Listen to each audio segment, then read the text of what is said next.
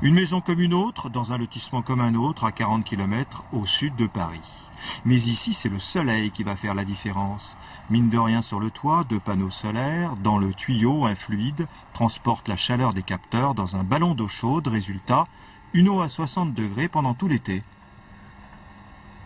Cette eau qu'on a au ballon permet d'avoir de l'eau chaude dans toute la maison, au niveau de l'évier, des lavabos, pour les douches.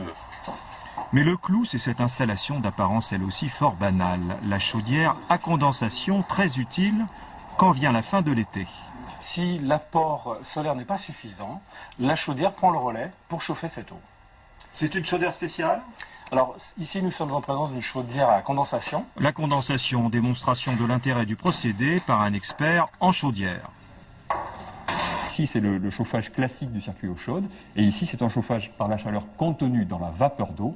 Et donc, un chauffage supplémentaire qui, habituellement, est rejeté à l'extérieur. Et donc là, on le récupère et ça nous procure une économie de 10 à 30% selon les cas.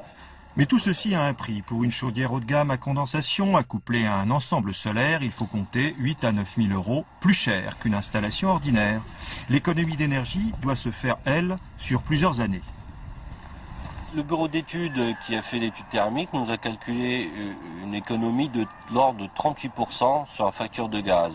En Europe du Nord, depuis longtemps, la condensation fait partie du décor. En France, on s'y met à peine, mais le marché de ces chaudières est en pleine expansion.